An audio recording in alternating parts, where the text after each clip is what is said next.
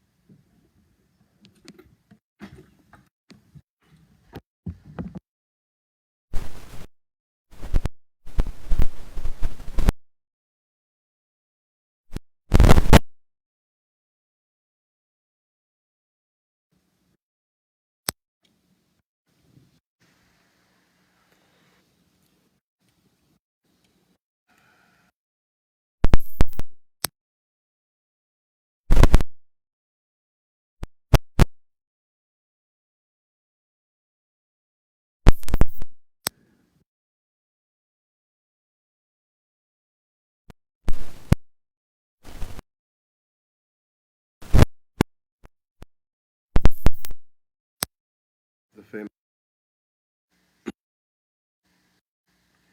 ومآخرة البلوغ المرام كتاب الجامع الشيخ الإسلام حافظ بن حجر الأسقلاني رحمه الله تعالى ونسأل الله سبحانه وتعالى أن ينفعنا به. We ask Allah subhanahu wa ta'ala to benefit us by this book. Ameen. We're still in the Bab Zuhud wa Wara'a, the chapter of taking what you need and being cautious about those things that may land you in the hellfire. Or, if we like, as Shaykh Abdul Muslim said, Zuhud bima'na ماذا بمعنى غنى القلب, the sufficiency of the heart, the sufficiency of the heart, meaning that your heart is content with that which Allah Tabarak wa Ta'ala has given you. وبعدم اشتغال في الدنيا نعم, and without being overcome or overtaken by the worldly life. أما الزهد بارك الله فيكم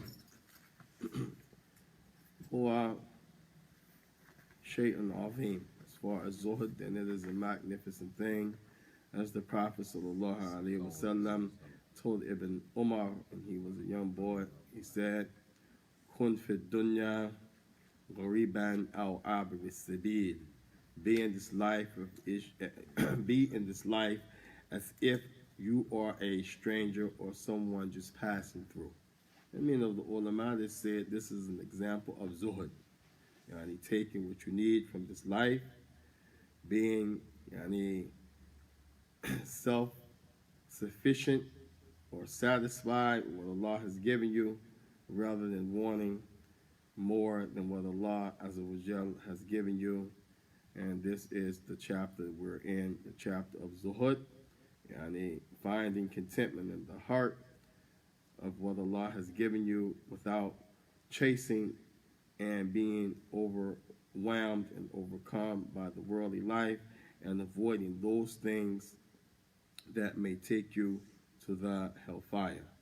Avoiding those things that are lawful, that if you misuse them, they can take you to the fire.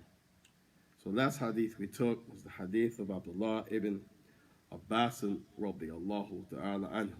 We'll take some points from the hadith tonight, where he said, Kuntu radifan khalfa Rasulullah sallallahu alayhi wa sallam. He said, I was behind the Messenger sallallahu alayhi wa sallam. Shaykh Uthaymeen, he said the point that the Prophet and the hadith of Abdullah ibn Abbas, he said he was behind the Prophet. He said it's not clear how he was behind the Prophet, if he was walking behind the Prophet, if he was riding behind the Prophet. But from the apparent wording, it's as if he was riding behind the Prophet on the same animal. As he said, Radifan. Radifan, they normally use that to mean on an animal.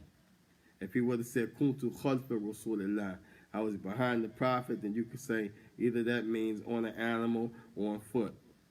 But when he says Radifan, that normally indicates he was on some type of mode of transportation. Then he said, he said, Ya Ghulam, Ya Ghulam. He said the reason the Prophet said to him, Ya Ghulam, which they translate as, oh young boy, that's he's close to puberty. Sorry, I didn't quite catch that. Could you please repeat it? I'm not talking to you. I'm sorry. I'll try harder. Allaah musta'an. كأنها في الدرس, Siri, huh? Like Siri's in the dars. Can you please repeat that? And then she said, I'll try harder. Allaah musta'an. Nasallah yahdi Siri. Ameen. Allah guide Siri. Sorry, I missed that. Could you say it again, please? May Allah guide you. Okay. She said, okay. She didn't say, why you saying that? May Allah guide you, like some of us would have said, you know. Maybe learn some adab from Siri tonight, inshallah. Now, so the Prophet ﷺ, he said to Ya Ghulam, O young boy. And this Shaikh Uthaymeen said as an indication that Abdullah ibn Abbas, he was saghir, he was young, but they said this shows he was maybe 8, 9, 10, which we say at the age where he should be praying, he should understand the difference between right and wrong, like this. So that's why he said Ya Ghulam. He didn't say Ya Walad or Ya Bunay. He said Ya Ghulam. Ghulam normally means the boy is at the age of discernment. Yani lahu tamyiz. Yani bain yani khair wa shar. He can discern between, decipher between what's good and what's bad. Likewise, Rasulullah, he said, Maru oladakum bis-salat bis-sab'a. When your children turn 7, then command them to pray the salat. Wadrubuhum bil-ashr. And if they don't pray at 10 years old, then spank them for educational and development reasons, without, of course, breaking the bones and like people do in this society. Allaah musta'an. So this shows that when he said Ya Ghulam, then he's between the age of 7 and 10, or like this, or more than that.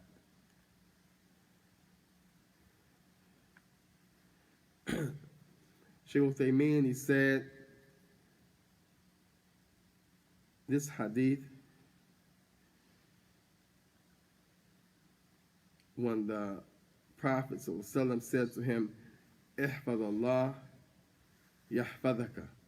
He said this term that the Prophet said, Ihfad Allah, this word from the word hafidha. He said it means to preserve the limits of Allah. Everybody, make sure you write this down.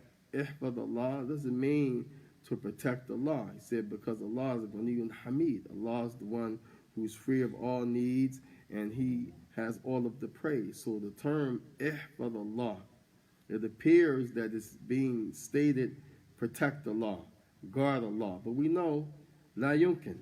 There's no way. How can you protect Allah? Can you protect Allah? You're not sure? You said la. Why not? The Prophet said, ihfad Allah. Literally, this is what this means. But it has another meaning if you understand the greatness of Allah subhanahu wa ta'ala. If we have al-aqidah as-sahiha, the correct belief that is from the Quran and the Sunnah. As we know, the companions, they used to say, Salamu ala Allah, may Allah be protected. Like you say, Salamu alaikum to somebody, may Allah, send protection and safety to you. Well, they used to say in the tashahhud, Salamu ala Allah, may Allah be protected. From Salam, he said, La takulu Salamu ala Allah. Don't say, may Allah be protected. Then, la'anna Allah huwa salam. He said, because Allah is the one who protects. So you see the companions, because they were human, they made mistakes in the beginning, but the Prophet taught them, and therefore they understood, like this hadith, when he said, Ihfad Allah, he's not talking about Allah himself to be protected or preserved. He's talking about the limits of Allah. What Allah said is haram, what do you do with that? Treat it as it's haram. What Allah said is halal, what do you do with that? Treat it as it is halal. I mean, you do it. Now, so this is important because many people, they misunderstand the likes of these terms. Also, the Prophet he said, Ihfad Allah yahfadaka. This means Ihfad din Allah, yani preserve the deen of Allah subhanahu wa ta'ala within yourself. As Allah subhanahu wa ta'ala said, Hafidu ala salawati. Yani the same word from hafidha. Hafidu, you all, yani do that action. What? Protect, maintain, guard, take serious. As-salawat, the prayer. So this is important to understand terminology. When Allah subhanahu wa ta'ala, when his Prophet sallam said to him, Ihfad Allah, preserve the limits of Allah, not preserve Allah, preserve the limits of Allah, preserve the commandments of Allah, preserve that which Allah told you, Yahfadaka, Allah will preserve you. As Allah subhanahu wa ta'ala said, In tansurullaha yansurukum. In tansurullah, from the word nasara. In tansurullaha literally means if you help Allah. But how can you help Allah? Does Allah need your help? No. Does Allah need your help? You're not sure? Does he? No, he don't need your help. So why would Allah reveal in the Quran in Tansurullah if you help Allah? If he doesn't need your help. What do you think Allah is saying here? If you can't help Allah, but Allah is saying in the Quran in Tansurullah if you help Allah, what do you think Allah means by this? To help yourself. If you help yourself, MashaAllah. Could be. In Tansurullah, just like here in the hadith, the Prophet ﷺ, he said, Ihfad Allah. Ihfad Allah, ihfad the deen Allah. Protect the limits of Allah by doing them. Yani, respect, preserve the deen of Allah. Your shahada, your salat, your wudu. Can't pray without wudu. It means every time you break wudu, you got ihfad al-wudu. Ihfad al-tahara. Protect, respect, preserve your tahara. If you break it, you got to go back and renew it. So here when Tabarak wa Ta'ala said, in tansurullah, if you help Allah, it means in tansuru deen Allahi, if you help Allah's deen. Understand this. This is the principle that you got to learn. If Allah is telling you something about himself, like in the hadith, Allah subhanahu wa ta'ala's prophet said, Allah mentioned in hadith Qudsi, was I not hungry and you didn't feed me? What do you think Allah means when he says that in the hadith? Now think about it. Does Allah need food and drink? No? You sure? Okay. So what would the meaning of that be if Allah is going to tell you on the day of judgment, was not I hungry and you didn't feed me? What do you think he's talking about? His servant. Aywa, his servant. Now, any human being that's hungry, you didn't feed Allah means you didn't feed Allah's creation, Allah's servant. But this is the way that the Arabic language is, and you have to, as they say, understand, read between the lines. Nowhere Allah is going to be talking about himself. When he said, Lam yulid, what else? What Lam yulid? Does it have parents? Does it have children? No. So this is important to understand. When you're reading this hadith, or you're hearing the hadith, or you read the ayah, you have to understand whenever Allah mentions himself, he's talking about his commandments or his creation. He's not talking about himself. So here when he said, Allah, protect the limits of Allah, respect the limits of Allah, the laws of Allah, the legislation of Allah. If it's halal, treat it as if it's halal. If it's haram, treat it as if it's haram. As we took in the other hadith, in the halal bayyan, halal is clear. And the haram bayyan, haram is clear. Bainahuma umurun mushtabihat. Naam, in the middle, something is not clear. And what the Prophet ﷺ, he said, وَمَنْ وَقَعَ فِي شُبْهَاتٍ, whoever falls into the doubtful issues, وَقَعَ فِي مَاذَا? وَقَعَ فِي haram, falls into the haram. Ewa. And then Allah subhanahu wa ta'ala's prophet said, Allah inna hima Allah muharramuh. It's not the sanctuary, it's not the sanctuary of Allah, that which he made prohibited. So the prohibited things, treating it as if it's prohibited, is how you ihfad Allah, protect the deen of Allah. Then from Salim he said,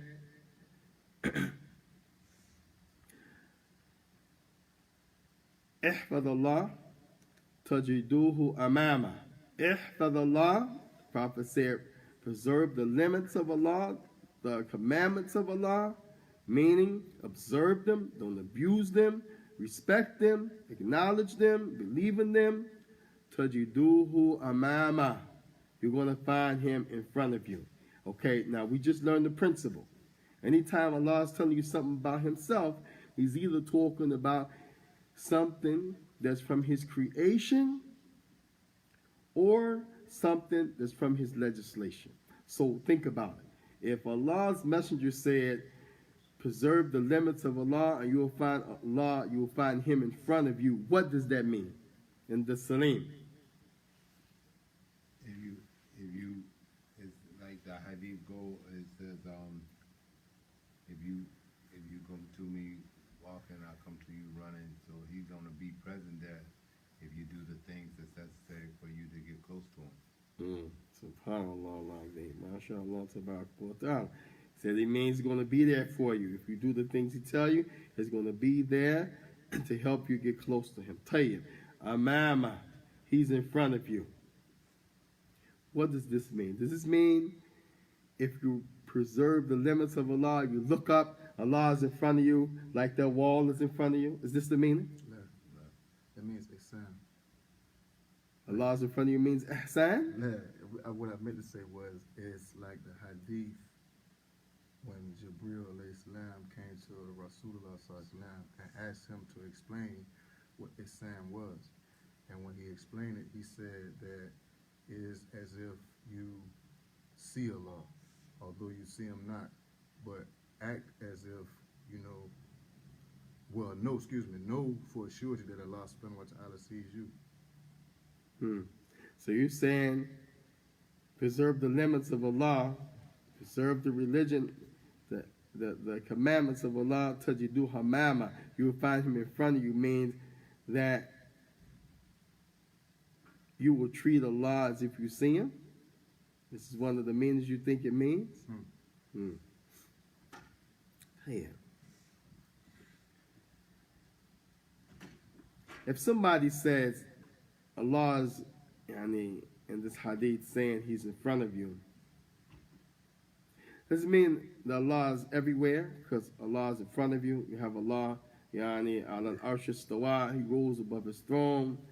You have Allah subhanahu wa ta'ala, mada fis samai, he's in the heavens, but meaning above everything in the heavens.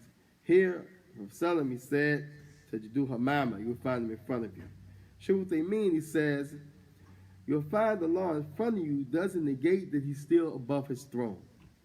He said, when you think about Allah being in front of you, don't think about like the creation in front of you. He said, because if you do, even if you thought about the stars, for example, what happens if you go outside and you look and you see the stars? Are the stars in front of you or not? When you look. Not to the right and the left, you look, you say, wow, this is a pretty star. Where's the star? Is it in front of you or in back of you? Oh, Come on, Aish Allahu Alam. You never seen a star? Yeah, but I mean, from أخي scientific. بارك الله فيكم نحن نتكلم بحقيقة الأمر. We're talking about reality. You go outside, it's no overcast, the sky is beautiful, and you look up in front of you, say, wow, look at that shining star. Where's the star? It's in front of you or behind you? It was there 40,000 years ago. We're not on the same page. So anyway, Allah yashfik, Allah heal you. Barakallahu feekum. You go outside on a beautiful day. Night, pardon me. He's got me messed up. And you look, you see a clear, pretty star. Not to your right, not to your left. You didn't turn around and see it. You're walking straight, you see it. That's in front of you, right? Okay. But does that negate that the star is far away? Can you touch the star although it's in front of you? No. So this Shaykh Uthaymeen said, likewise, because Allah subhanahu wa ta'ala's prophet said, if you preserve the limits of Allah, you will find Allah in front of you, doesn't negate that Allah is somewhere else. He doesn't have to be in a place in front of you to be in front of you. Just like the star is in front of you, but you can't touch the star. Why? Because the star is ba'eed. It's so far remote from you. How can you touch it? But nobody will say it's not in front of you. He's looking at it. Where is it? It's right there. Where? I'm telling you, I think right there in front of you. You don't see that star? I see something. Okay, it's the star. Oh, yeah. So this is important because many people, they try to take that part of the hadith where Salam said, Tajiduhu amama, you find him in front of you, and they say, see, look, Allah fi kulli makan. Allah is in every place. He's in front of you, he's in back of you, he's on the right of you. But when you talk about Allah, laysa kamithlihi shay. Allah is not like anything. The fact that he's in front of you doesn't negate that he's above his magnificent throne. And this is one of the points the Shaykh he made because it's important. You understand? Y'all with me? All that. Yeah. So, Allah is in front of you means, yani, he will aid you. He's there when you call on him. But now he's in front of you. You can see him because we know that from Salam, he said, no one will see Allah subhanahu wa ta'ala in this life. The believers will see Allah on the day of judgment. In this life, nobody will see Allah. What happened to Musa when he asked Allah, and then Allah said, okay, and told him to go to the mountain. I'm going to veil myself just partially. And when he looked, he seen all of that splendor. What happened to Musa? He fell into a swoon. Yeah. There's no way. If Allah was to unveil himself now, the whole universe would crumble. That's how great he is. So know that if Solomon, when he said to Tajiduhu Mama, you will find him in front of you, it doesn't mean literally in front of you. It doesn't mean that. Then you'll find Allah subhanahu wa ta'ala, yani, answering your dua, protecting you. As Allah said, in Tansur Allah, if you help Allah, but Allah's not talking about help him, he's talking about if you assist his deen. As the Prophet Sallallahu said, in Allah sayyidu deenahu bi rajulin fajr, kama qala, that if Allah wishes, he will aid his religion with a disbelieving man. Was not Abi Talib a disbelieving man, uncle of the Prophet? Who was a Muslim or non-Muslim, Abi Talib? Non-Muslim. Non-Muslim. You sure? No, that's the truth. Now, who helped Islam and the Muslims more than him during his time? Nobody. Prophet he said, Allah said, Allah will, Prophet said, not Allah said, stuck from the slip of tongue. The Prophet he said, Allah will aid his religion by using a disbelieving man. Rajul al-Fajr means he's a disbeliever. The worst type of wickedness, which is kufr and shirk. So this Allah chooses whoever he wills to aid his deen. That's why it said, in Tansurullah, Yansurukum. If you help Allah's deen, he will help you wa yuthabbit aqdamakum, and make your feet firm in the land. Huh? Now, so it's important when you talk about preserving the deen of Allah. Many people don't think that that's the way to be protected. You don't think that that's the way to success. Wallahi, Salam said, Tajiduhu amama. Imagine if someone was in front of you, you can see them, they're there to aid you. Then Allah subhanahu wa ta'ala is telling you He's there to aid you. Tajiduhu amama. Now, then, Salam, he said, إذا ماذا إذا استعنت فاستعن بالله. If you seek assistance, seek assistance in Allah. The Shaikh, he said, this doesn't mean that if something's happened to you, you can't seek refuge and assistance from the creation. But if you seek and you have sincerity and you have strong belief that Allah Azza wa Jal is going to protect you, Allah is going to protect you.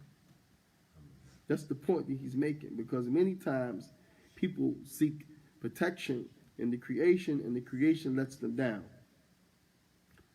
And sometimes they seek protection from Allah and they don't get it.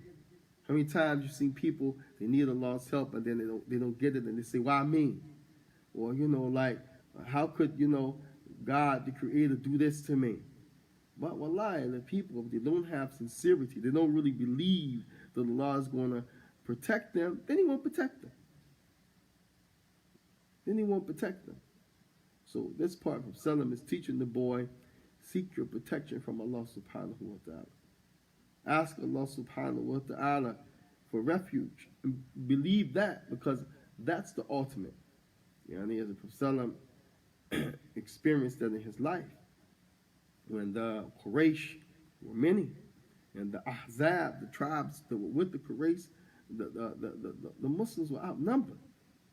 But Allah subhanahu wa ta'ala gave them the victory all the way to the conquest of Mecca. And they didn't have to lift a finger, they didn't have to shed any blood walking into Mecca, because they put their trust in Allah and they sought the aid and protection from Allah subhanahu wa ta'ala from those disbelieving people. Then the Prophet Sallam, he said, وَإِذَا سَأَلْتَ فَاسْأَلِ اللَّهِ. And if you ask Allah. If you ask Allah subhanahu wa ta'ala. Well, like some people, they are too arrogant to make dua. Too arrogant to ask Allah subhanahu wa ta'ala. Person's in need, you tell him, Akhi, make dua. He said, yeah, I will. But wallahi, you're with him like 2, 3, 4 hours, he didn't make dua. He's in a jam, a real serious crisis. You tell him, Akhi, make dua to Allah. He said, yeah, He doesn't make dua. Tabarak wa ta'ala mentioned the one who yastakbiruna an ibadatihi, said jahannama dakhirin, the one who refuses, he's too big and proud to call on Allah. Allah said, then he will be in the hellfire in the end. Calling Allah subhanahu wa ta'ala is ibadah. Allah commands you. Id'u, Allah subhanahu wa ta'ala. Wastajib lakum. Allah said, call on Him, He's going to answer you. So the Prophet is teaching this young boy that at a very young age. It's no wonder Abdullah ibn Abbas was one of the ones who grew up to be from the greatest scholars of the companions. Look at the upbringing he's getting. Amazing. Wallahi.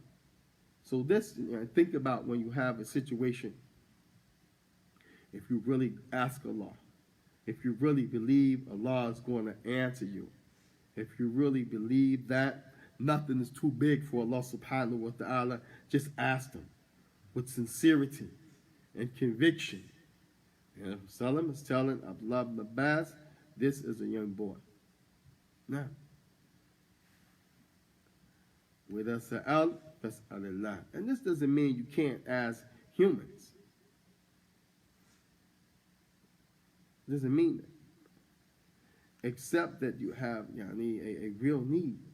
Other than that, don't ask the people. Some people, just because they can ask, what? They ask and they ask and they ask and they ask. They don't really have a need, but they just know like the Muslim is generous. They can get something, so they ask. Here the Prophet ﷺ is teaching Abdullah, لا تسأل الناس مع كان إلا بدرورة. Don't ask the people for nothing except there's really necessity.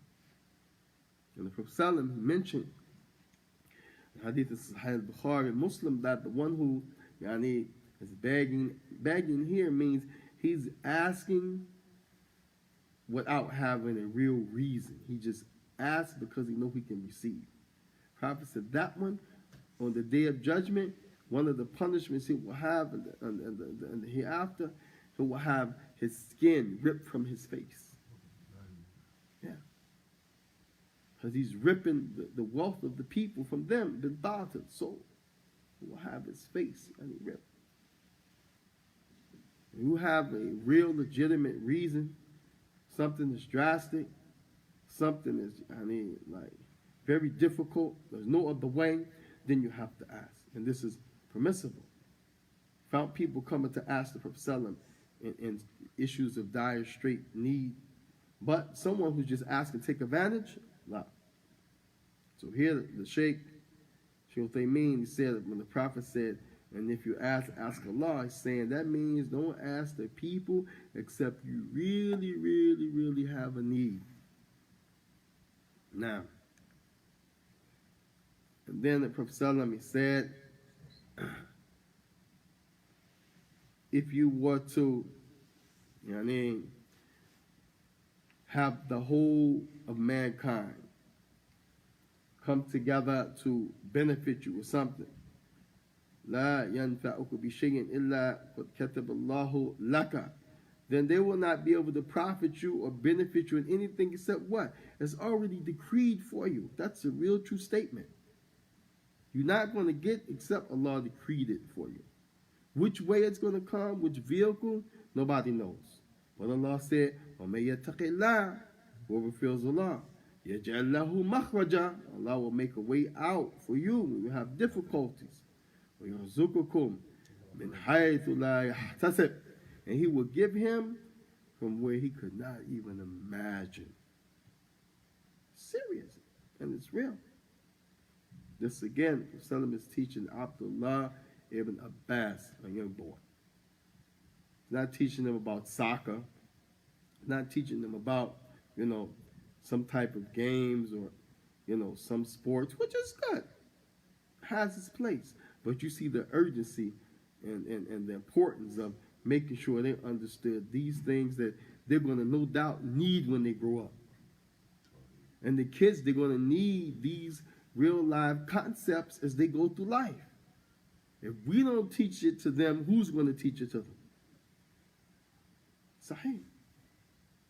Look, their children and them took over the world. The Islam reached us because of their efforts. Why? Because they took this issue serious when it came to the children. How many hadith you find? Prophet ﷺ has the young boy on the back of the animal, giving him a ride. Like in this case. Allaah ibn Abbas was on the back of the animal. He could have had him walking, talking to him, while he's trotting, looking down, out of humbleness. They said, min bab tawadi', from being humble and a person who is not arrogant. Give the boy a ride on the back of the animal. Arrogant people, wealthy people, they would never have somebody ride on the back of the animal. The animal is just for them, especially a little boy. Maybe some pretty woman or something like, but a little boy, it's like an insult. So this is from the good character, the nobility and the humbleness of the Prophet ﷺ, lowering himself to the believers. You also have the Prophet ﷺ doing that with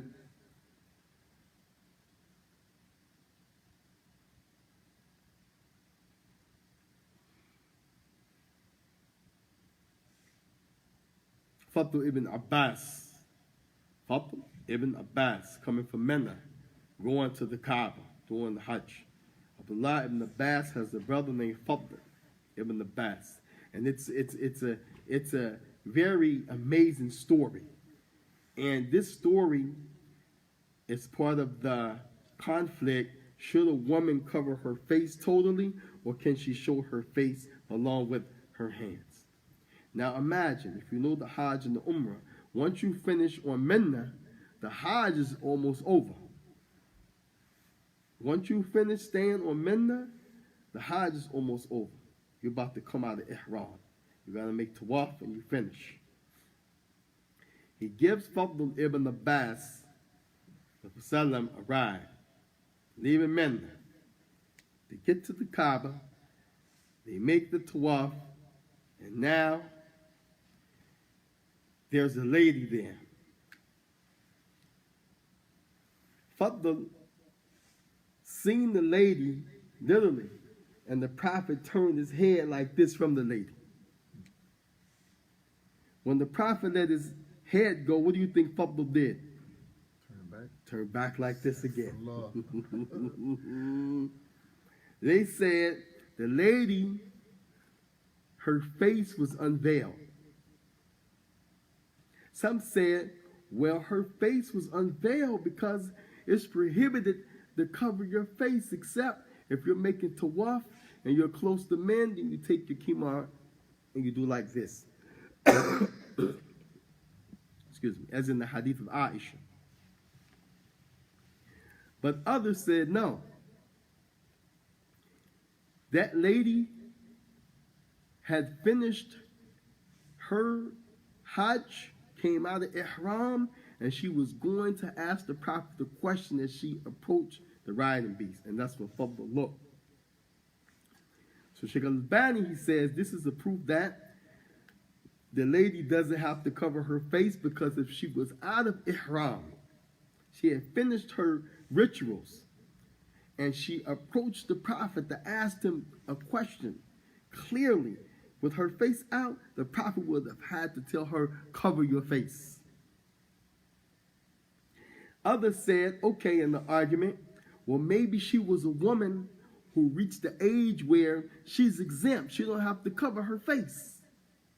Because women, when they get a certain age, and they don't have, a desire for a man's interest, then Allah has ayah in the Quran say they don't have to cover their face. But if they do, well, it's better. But they argued, they said no. She wasn't one of those ladies because Fadl was young and he did like this. Like, wow. Hafsallam turned his head. It was like a spring was in his neck. He went right back. That's how beautiful she was. So Fadl ibn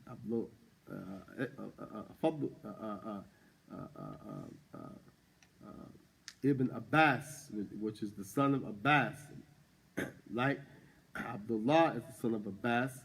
The point is, you see the Prophet doing the same thing with Fadl as he did with Abdullah ibn Abbas, giving him a ride on the back of the animal out of being humble, lowering his wing. You have other narrations where this happened, so the point is that this was the practice of the Prophet ﷺ. And from this hadith, the last thing, if they were to come against you, the whole of the nation to harm you, they will not be able to harm you except what Allah already decreed to come down on you as a calamity. And then Prophet ﷺ, he said, the pen has been lifted and the pages have been already dried, meaning it's already written in the Lawh al-Mahfuz, that book which is with Allah above his throne, subhanahu wa ta'ala. So this was the hadith of Abdullah ibn Abbas, where we took it the last time, but we didn't give explanation. That's Allah subhanahu wa ta'ala. Ya'alimana min ilmihi jalla wa ala. We ask Allah to teach us and to benefit us from the knowledge that He gives, that He has with Him. Wa nas'Allah subhanahu wa ta'ala yukhlisana fi kulli qawlan wa amal. We ask Allah to give us sincerity and give us ikhlas in all of our statements and actions. Wa sallallahu wa sallam wa barak ala rasulihi al-kareem wa ala alihi wa ashabihi ajma'een. Any questions, comments, or corrections?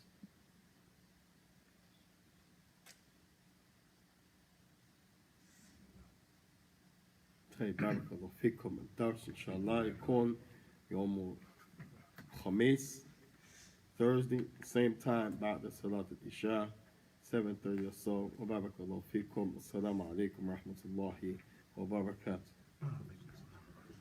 That's gonna be at 7:30. You said, Shaikh. That's after Isha. That's about what we did tonight. Inshallah. Finish. Finish. Finish.